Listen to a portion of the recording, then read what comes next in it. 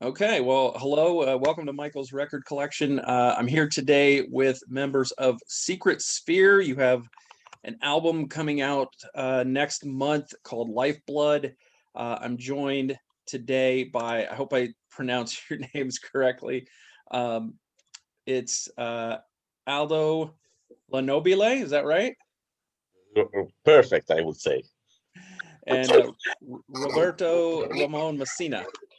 Perfect, Michael. You did a great job. Thanks for your time. Um, you guys have got a new album coming out, and I've had a chance to listen to it a few times now, and it's I think if I had to describe it in one word, it would be fun. This is a fun album to listen to. I got a lot of enjoyment listening to it the last couple days.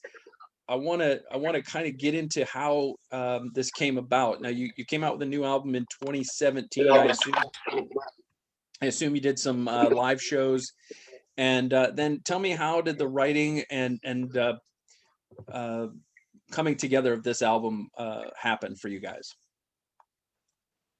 Well, uh, it's a strange story, because we start to compose the album in some songs. I composed some songs in 2019, but then I decided to make a change inside the band. So I talked with our previous singer, which was Michele Lupi, and I called Roberto to see if he was happy to come back to join together the band after 8 years, because Roberto is the original singer of the band. Mm-hmm. And then when we just spent some hours together, and it was something like, okay, yes, we have to do again music together. But then in 2020, when we were composing the album, the the pandemic situation really changed everyone's life. So we had to compose the music, just sending to each other demos through telephone calls, exchanging ideas, and also the recording of the albums has been really, really not easy, because didn't have really the chance to record the album until, I would say, end of May, because there were the lockdown, and in Italy it was a really strong lockdown. You were not allowed to do anything. Basically, the only thing you could do is only go outside to buy some food, and that's enough. There were not any chance to go outside for any other reasons. Most of the jobs were from home in smart working, and when finally we had the chance to go into the studio to record the album, it was difficult as well, because we were not allowed to stay into the studio for in many people, and some parts of Italy were open, and some parts of Italy there were restrictions. It was really, really hard to face the recording of the new album, but we were so happy to be again together, to join the original lineup of Secret Sphere, that we face all the difficulties with many positive feelings, and at the end of the day, I think that the result is really, really great. The production is really great, in my opinion. I like the sound, I like the songs, I like the work we did. Roberto, you had left the band a while ago. I think the online stories called it musical differences. What brought you back to Secret Sphere? Aldo and Andy brought me back to Secret Sphere. They asked me, they asked me too, and I definitely agreed. I mean, I had my own experiences while I was away from the band, and also them. They had their career with Michele Lupi. It was a great career, good albums, and good tours all over the world. Japan, experiences in South America. So it was two parallel streets that at the end decided to cross each other. They had their own reasons because of the situation going on with Michele Lupi. He was really, really busy, and we can understand why, with Wisely especially. And at the same time, I was at a certain point in my life when all the other projects I made were not enough for me. So when they asked me if I wanted to join back the band, I had no doubts about it. We just decided which way we wanted to do this cooperation again. Started, and it was more natural than we thought, because we are friends since like 25 years. And so it was just like going back since the moment we split. Nothing changed at all. Concerning the fact that you mentioned before, the word that you used to describe the album is fun. I totally agree. What keeps us together is it's friendship, but also fun, because we spend time together. When we were in studio, it was me and Aldo recording the vocals, and it was him and the other musicians doing the instrumental parts when it was possible to be together in the studio for this quarantine situation. And we always have fun. If we don't have fun, we're not inspired, we don't compose good things. At the end of the day, after working together, we see the stuff we made and see, this is boring. Just so we can do something different. The main the main motivation is passion and fun, definitely. So you guys have played this sort of I don't know what you guys like to call it, a progressive metal or symphonic metal style since the late 90s, but yet this album sounds fresh. It doesn't sound like you're rehashing old ground that you've walked on before. How do you keep those creative juices flowing and creating new music and find new ways to express yourself without departure, without a big departure that would maybe leave your fans in the cold a little bit? Well, I think that it's that is possible. This is possible because we have a huge musical background. We used to listen really many kinds of music. We personally, I love musical. I love of course metal, hard rock, but I love also something coming from pop music, folk music. I even like a lot country music. So in my opinion, the more horizons you can have listening music, and the more input you can have to put inside your music. And of course, I had personally, I had the chance to work with many other artists in several other projects, and all of them has been for me something to. I really learned many things from other musicians, and I always try to put into Secret Sphere all my new inputs, all the things, the new things that I discover. I try to don't stay only into that people used to call us power metal, power symphonic metal back then. I don't like to stay focused into the definition of power metal music, power metal band. I always try to add as much as possible influences that I have, and of course that I feel and the moment that I compose the music. I think that in the new album there are some direct song like Lifeblood. It's a power metal song, for example, with a little bit of progressive, but there are many other songs that are really not close to progressive, to power metal, like Against All the Odds. It's absolutely not a power metal song. It's straight metal. It's a melodic rock song.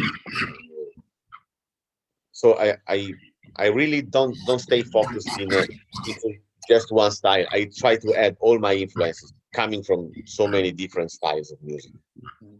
Roberto, who do you listen to? What's your musical background? What are some of your favorites that have inspired you? I have a weird answer to your question.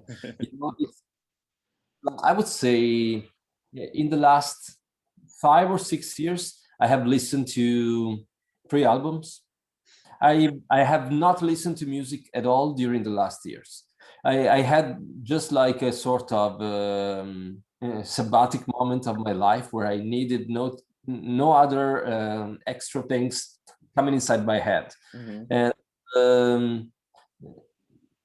I think it can be either ways. It is like Aldo said, listen to a lot of stuff, give you hints and the things that you can be inspired by.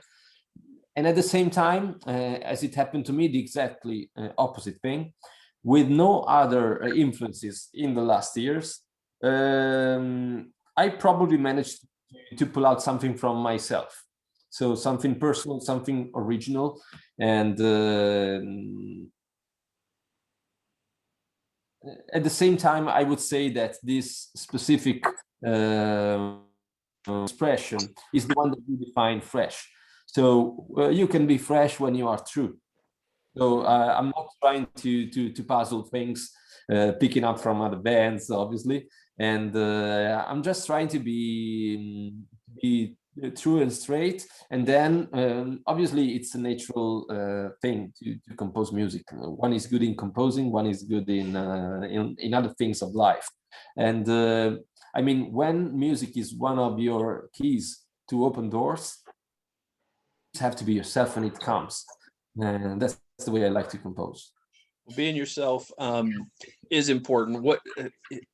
But part of being yourself is what you experienced growing up. What did you listen to growing up? Did you listen to a lot of metal? Did you listen to pop music? Was it a combination? Who were your favorite bands, I guess is what I'm asking you. So I mean, in childhood, I was listening to a lot of Italian stuff, and you know, Italian is very melodic because it comes from a tradition of opera and music as well. Like 50 years ago, the pop music was orchestra and melodic singers. So we all have that in our veins. I started like that, and then when I was like 16, 17, I fall into hard rock with Guns N' Roses and Aerosmith, and then right into Iron Maiden stuff. And from Iron Maiden, I fell into Halloween stuff. And then I met Aldo and the other guys. And in that moment, I was listening to Iron Maiden and Halloween. They asked me to do a metal band. I said, oh, why not? I was not, the perfect metal head. I was a little bit, I had a different background, a different style. I had Rasta dreads in that period. So I was totally different. But then I realized I could express myself in that style really, really well. I loved it. And, after so many years, and after also many years of not hearing music at all, like a silence in my head, still when I have to, it's metal. So I guess it was already inside me. Aldo, what did you listen to as a kid? Were you also, because your composing, it's very theatrical, it's very dramatic. Did you have a theater background at all, or where did that all come from? Well, concerning metal music, I grew up listening to Savatage, Queensryche. Probably my favorite band is Def Leppard. and but I really love Meat Loaf. I really love Meat Loaf. I love many soundtrack composers like Danny Elfman or John Williams, for example. But I also like many pop artists like I don't know, Madonna or Michael Jackson. I'm really open minded. Right now, the band that I listen more is Vicky Clyro. So I'm really open minded. Okay. When you started to write this album, was there anything on your mind that you wanted to get down specifically to talk about? Was there an idea? Was there a theme? Not necessarily like a concept album, but was there a sort of a theme of things that you wanted to talk about in this album? Well, I would say that's that a question more for Roberto. Roberto? Yeah, I'd say that the lyrics comes from more than an idea. They come from a specific situation I was living. You know, I composed these lyrics, especially during the quarantine period, and I was kind of confined in a region of Italy that is called Abruzzi. I don't know if you have ever heard about it. And it's a region where nature is the main. The sea, there are mountains, and it's a very simple life. I was inspired by this. So the main theme of the song is nature, is energy, and then it develops through different personalities, I would say. For example, Lifeblood speaks about that. If you have checked the video, it is filmed in the mountains because it wants to express the power of nature, the power of life, of simplicity. And I think that the most inspirational things still in nature, love, feelings. And as you said to Aldo, also the drama aspect is something that is in the Italian veins, probably. And so when you talk about anything, it has to be inside your style. Tell me about this beautiful artwork that's behind me. Who was the artist? How did that come about? It's a French artist that did the artwork for the new album, and it's called Mickey, and his company is Mitrid Hearts, and he did works for Nightmare or for Hellfest. I think he did as well some flyer. He's really able, in my opinion, to create something like spiritual concept artwork. The artwork of the new album, it's sort of spiritual concept. It's the girl. It's a sort of trademark that we have since the beginning. In every Secret Sphere album, there is the girl or women, but basically she represents the source of creation. It's like a form of art, and then around her is surrounded by the sphere and by the energy of the sphere. So basically, it's a way to describe all the positive energy and all the how can I say, the way that all the people has to create something in any form of art. Can be music or can be literature. Anything that comes from the art. It's a sort of tribute to the positive energy and the source of creation for every form of art. Got it. Michael, let me add a little thing about this. Okay. We have actually never decided together to choose a woman in every artwork that we do, or to put a woman in every duet that we do, because also we have a female vocal in a ballad, in a slow song. But it's something that we haven't decided. It's just something that is always in our mind. What Aldo was saying now, the fact that everything is created is the union of all the energy that creates something. It has to be identified in a woman, obviously, because creation comes from a woman, and it has to do with that. Okay. Speaking of creation, when you guys created this band, I'm always interested in the decision to do the vocals in English. What went into that decision, and why did you choose to sing in English rather than Italian? Okay, so as I told you before, I was listening to Guns N' Roses, Aerosmith. Imagine 16 years old Italian boy who is writing on his diary the lyrics of Guns N' Roses songs. I remember Welcome to the Jungle, and maybe most of these words he doesn't even know what they mean. So I was looking at vocabulary. What does this mean? And then some of them were slang, and so I figured out the meaning of it and the way to use these words. I loved American music, English music, and the language itself, how it sounds. So I never decided to sing in English. It just came out. And Italy is basically an American colony since after the Second World War. That's what we are. So we have been influenced by American culture a lot. So it's really something that we cannot avoid to see, and we don't even want to avoid. I mean, it's in our culture. It's not in our accent, as you probably hear, but that's another.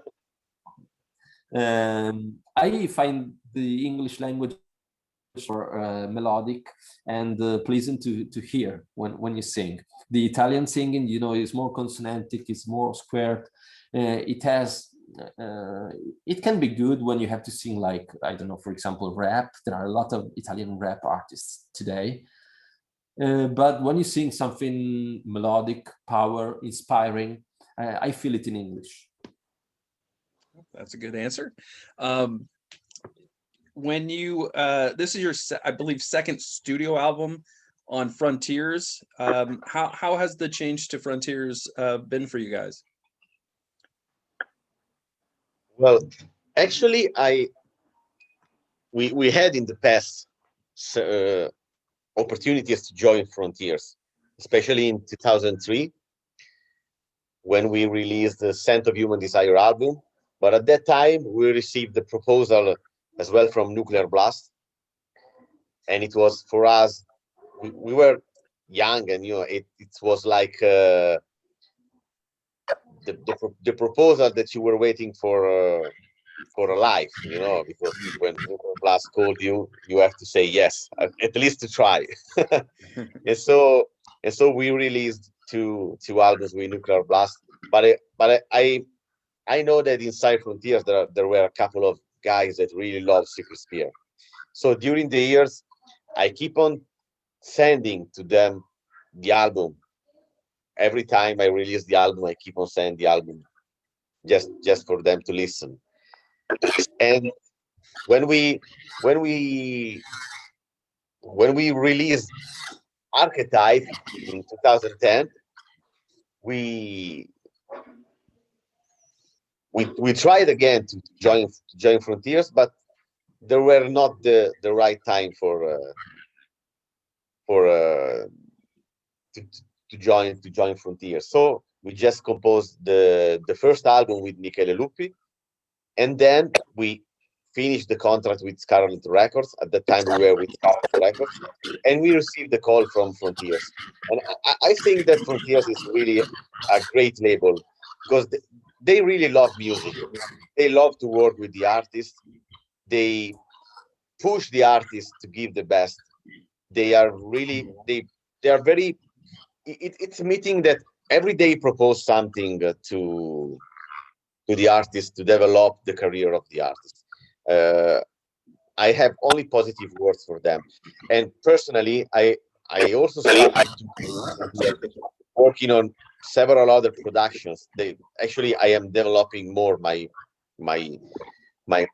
career as a producer, and it's really something that I really like, and I'm really grateful every day to Frontiers because they always propose me challenge to work with big artists, and it's really great to still have the chance to have some companies that really love music in that way. When you two and Andy, you guys were all there at the beginning. When you started this band, did you have any idea that you would still be doing this almost 25 years later, still in Secret Sphere? Not really, actually. Not really. Is this style of music popular in Italy? I'm finding more and more bands that I didn't know about recently, just through the label and through working with some of the public relations folks. Is this is there a lot of demand for this music in your country? Well, in it, the Italian metal and hard rock fans, they always look outside Italy. I mean, they always look for the international bands. In Italy, the truth is that in Italy we have many great bands. You know, I I, I don't want to say, of course, secrets here, but I would say BGM, I would say Labyrinth, I would say Eldritch. There are really many great bands that comes from the late 90s, like Secret Sphere. But the reality is that there is not a huge support from the Italian metal fans for the Italian bands. That's also the reason why we have really few bands really famous, but we have so many bands in Italy. But the problem is that we don't have enough enough support from the local fans. That's the reality. Are they listening to Scandinavian bands from Holland, that kind of thing? Yeah, absolutely. They all Scandinavian bands are really popular in Italy, But to me, right now, there are not really huge difference between the Italian and the Scandinavian ability to write music or skills to play music, Mm-hmm. But the Scandinavian scene is stronger than us, because stronger than the Italian scene, because they receive a lot of support from the local fans, as well as in Germany. In Italy, we don't have roots into metal music and hard rock music. Italy, it's more for neo-melodic stuff, pop stuff. When in the United Kingdom, Led Zeppelin were writing the first albums, in Italy there were completely other kind of music. We don't have a real history into hard rock. That's why, probably. Do you guys get bigger crowds outside of Italy then? Do you travel outside and get bigger crowds, bigger arenas outside? Yes, in Japan, we have the biggest crowd for Secret Sphere. Okay. I know this pandemic has everything sort of shut down right now, but what are the plans to get out and play this album live? Are you going to just stay in Europe? Are you planning to go to Japan, other countries, maybe the US? Well, we'll try to tour Europe probably in 2022, when hopefully everything will be solved concerning the pandemic situation. For sure, we will come back to Japan, because it's, as I said, it's one of the most important country for us. I really hope someday to tour the United States, but it's not really easy for an Italian band. Roberto, when a fan buys this album and they put the headphones on, and they listen to this start to finish, at the end of the listening experience, what do you hope that they have taken away from this new album from you guys? We have always tried to communicate something to the ones that are listening. Not only the best music we can offer, not only good sound experience. We always want to communicate something that has to do with energy. So we would like this guy to be happy at the end, first of all. And when he's happy, he's gonna make another person happy. It's like spreading something positive. Mm-hmm. We spread something positive also sometimes through negative experiences, because not always songs are happy. Sometimes they speak about sad things and the difficulties of life.